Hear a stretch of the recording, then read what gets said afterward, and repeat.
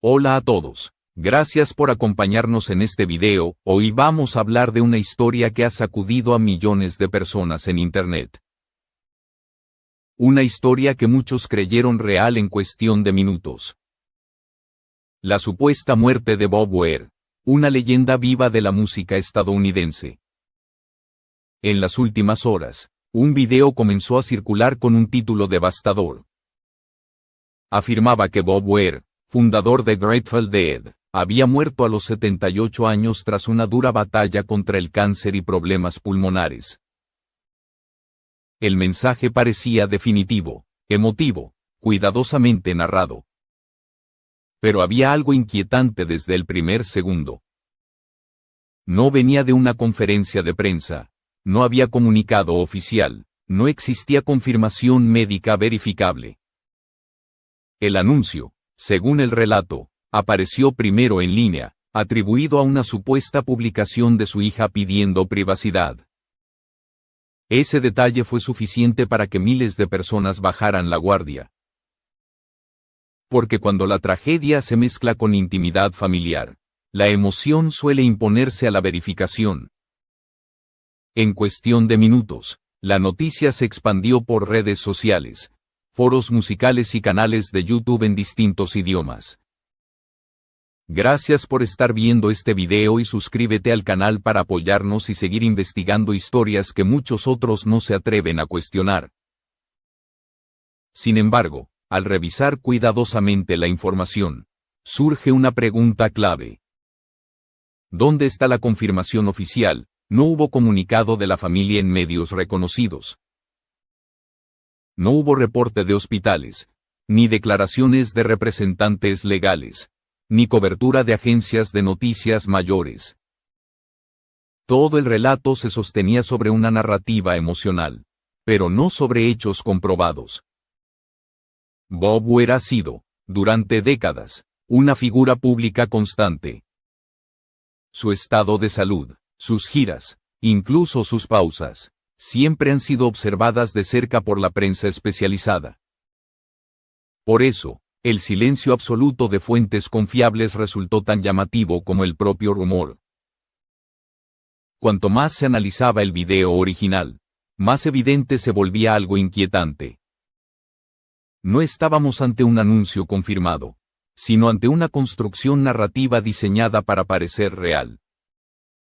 Este no es solo un caso sobre Bob Weir, es un ejemplo claro de cómo funcionan hoy los mecanismos de desinformación emocional.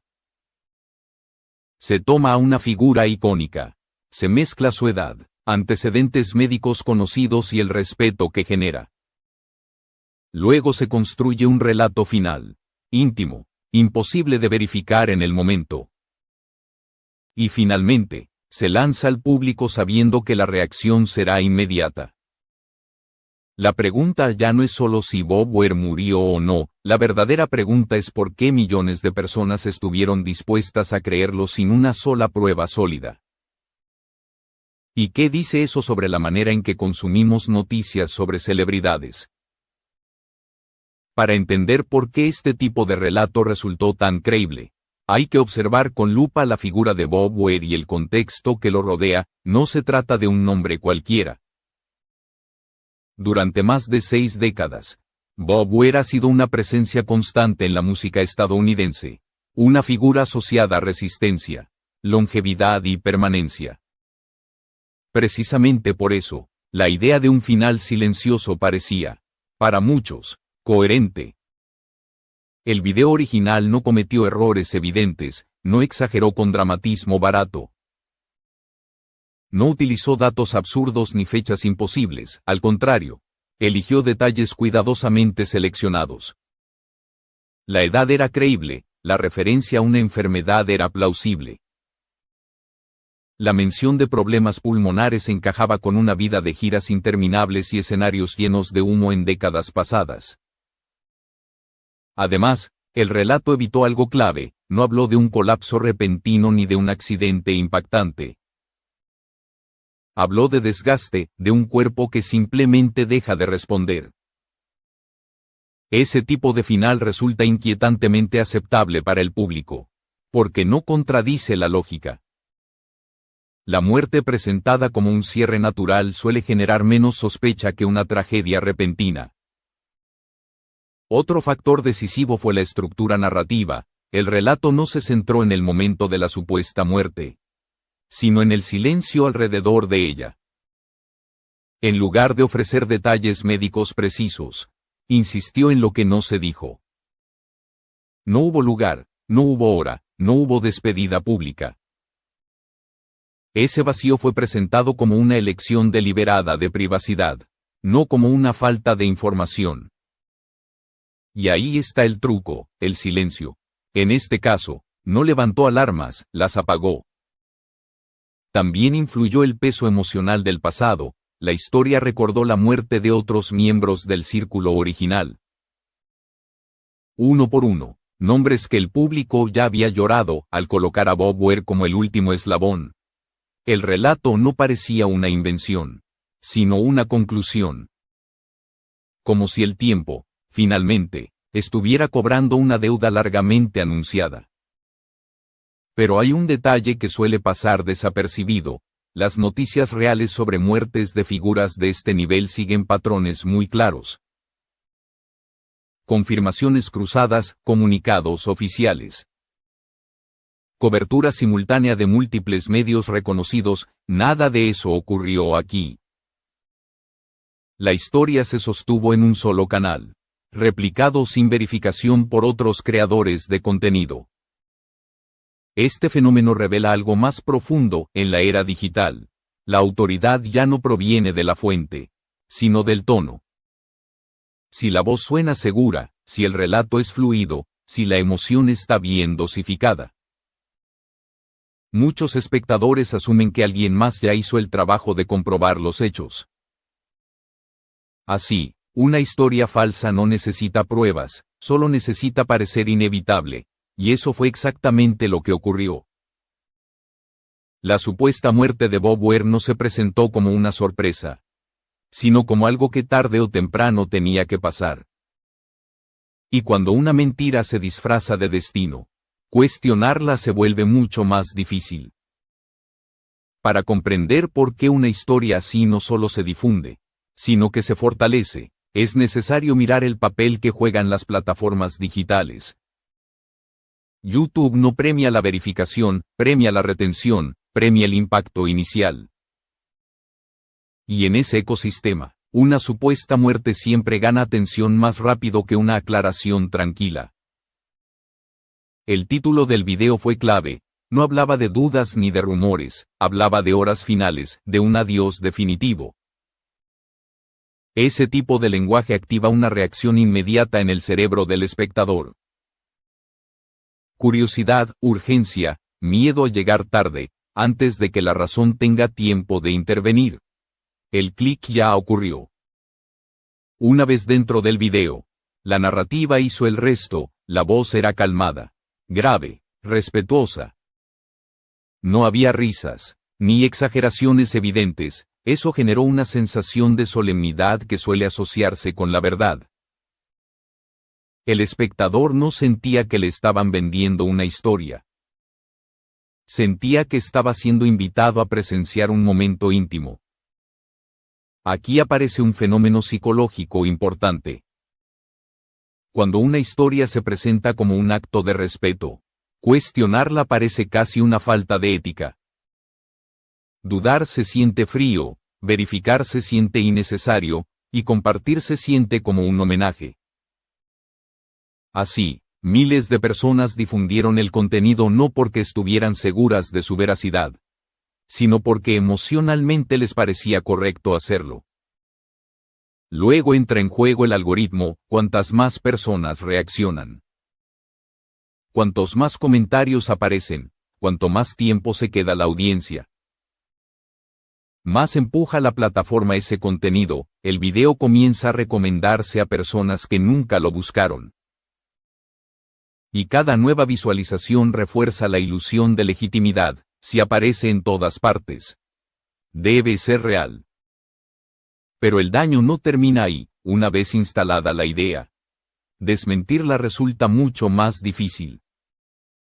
Las correcciones suelen ser menos emocionantes, los títulos aclaratorios no generan la misma urgencia. Y cuando finalmente aparece una negación o una falta de confirmación, muchos ya han pasado página, la mentira ya cumplió su función. Este tipo de contenido no necesita mala intención explícita, a veces nace simplemente de la lógica de la competencia. Un creador ve que los videos sobre muertes generan visitas, ve que otros lo hacen, y decide replicar el formato sin detenerse a pensar en las consecuencias. Pero cuando el protagonista es una persona real, viva, con familia y legado, el impacto es profundo. No se trata solo de confundir al público, se trata de erosionar la confianza. Cada vez que una historia falsa se presenta como verdad y luego se desvanece sin consecuencias, el espectador aprende algo peligroso. Que la verdad es flexible, que los hechos son secundarios, que la emoción manda. Y ese aprendizaje no se queda en el entretenimiento. Se filtra la manera en que consumimos noticias, política, tragedias reales. La historia falsa sobre Bob Weir es solo un ejemplo. El problema real es el sistema que la hizo posible y la audiencia que, sin darse cuenta, la sostuvo. Cuando una noticia falsa alcanza esta magnitud, sus efectos no se quedan en la pantalla. Se trasladan al mundo real, de formas silenciosas pero profundas. En el caso de Bob Weir, el primer impacto no fue mediático, fue personal. Para cualquier familia, leer titulares que anuncian la muerte de un ser querido que aún está vivo es una experiencia devastadora. No hay preparación posible para eso, no importa cuán famosa sea la persona, el golpe emocional es el mismo. Llamadas de pánico, mensajes de despedida, condolencias anticipadas que obligan a desmentir algo que nunca debió afirmarse. Este tipo de situaciones rompe un límite que rara vez se discute. La frontera entre el interés público y la dignidad privada. Porque aunque Bob Weir es una figura histórica de la música, su vida no es un recurso narrativo libre. Detrás del nombre hay relaciones reales, hijos, amigos, colaboradores que quedan atrapados en una historia que no eligieron. También hay un daño menos visible pero igual de grave. El daño a la memoria colectiva, cuando se difunde una muerte falsa con tanto detalle. Se instala una versión emocional del cierre. Muchos espectadores sienten que ya vivieron el final, que ya procesaron la pérdida. Y cuando la verdad aparece, si es que aparece, llega sin impacto, la historia real queda debilitada. Esto genera una paradoja inquietante, la mentira produce duelo, la verdad produce indiferencia. Y en ese intercambio, el legado del artista queda distorsionado. No se recuerda por lo que hizo, sino por una narrativa falsa sobre cómo supuestamente terminó. Para el público, el efecto acumulativo es aún más peligroso. Cada historia falsa que no tiene consecuencias entrena al espectador a desconfiar de todo. Incluso de las noticias verdaderas, se instala una fatiga informativa, una sensación de que nada es completamente seguro. Y cuando finalmente ocurre una tragedia real, la reacción es tibia, escéptica, emocionalmente agotada. Hay además un impacto profesional, medios serios se ven obligados a desmentir rumores en lugar de informar. Periodistas pierden tiempo verificando falsedades virales, la conversación pública se desplaza. En lugar de hablar de música, de legado, de historia cultural, se discute si algo ocurrió o no. Este es el costo real de la desinformación emocional, no es solo un error. Es una cadena de consecuencias que se extiende mucho más allá del creador original del contenido. Y cuando el algoritmo premia ese daño con visibilidad, el sistema entero se vuelve cómplice. La historia alrededor de Bob Weir demuestra algo fundamental, no toda narrativa poderosa merece ser contada. Y no todo silencio es una invitación a inventar, a veces. El acto más responsable no es publicar primero, sino detenerse. Verificar y aceptar que no todas las historias necesitan un final inventado para ser interesantes. Después de analizar el origen del rumor, su expansión y sus consecuencias, queda una pregunta inevitable. ¿Qué papel juega el espectador en todo esto? Porque sin audiencia, ninguna historia falsa puede sobrevivir. La mayoría de las personas que compartieron el video no lo hicieron con mala intención. No buscaban engañar, buscaban expresar tristeza, rendir homenaje, sentirse parte de un momento colectivo.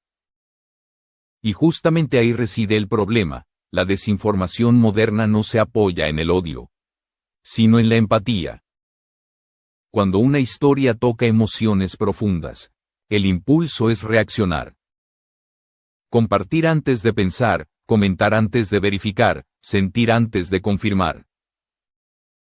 Ese reflejo humano, amplificado por las plataformas digitales, se convierte en el combustible perfecto para la mentira.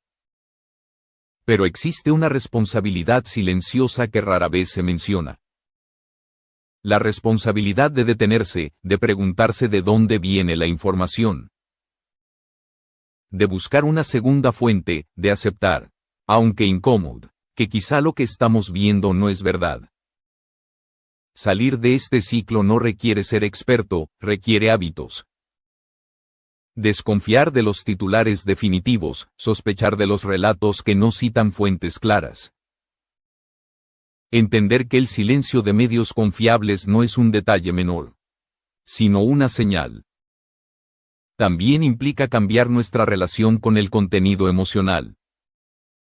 No todo lo que nos conmueve es cierto, no todo lo que parece respetuoso lo es. A veces, el mayor respeto consiste en no compartir.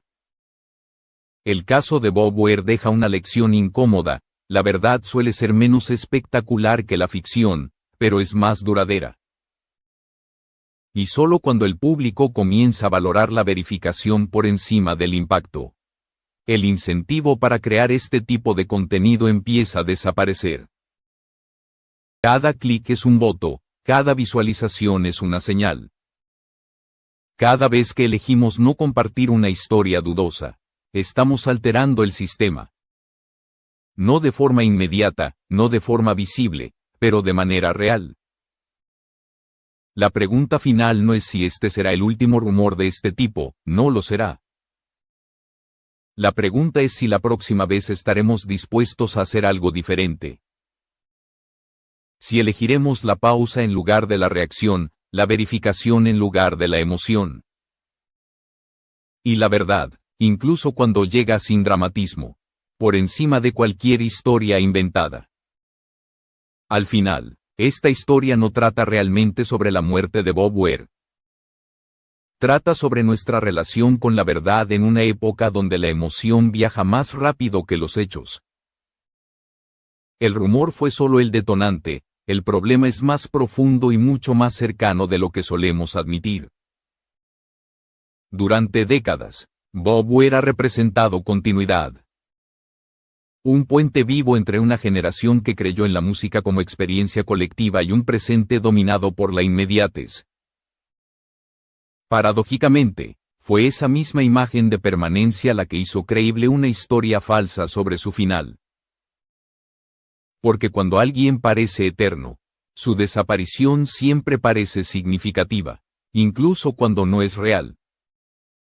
La narrativa inventada ofrecía algo que muchos buscan sin darse cuenta. Cierre, un último capítulo, una sensación de haber estado presentes en el final de una era. Pero la vida real rara vez se ajusta a ese esquema, no siempre hay despedidas públicas. No siempre hay comunicados solemnes, y no todo silencio significa tragedia.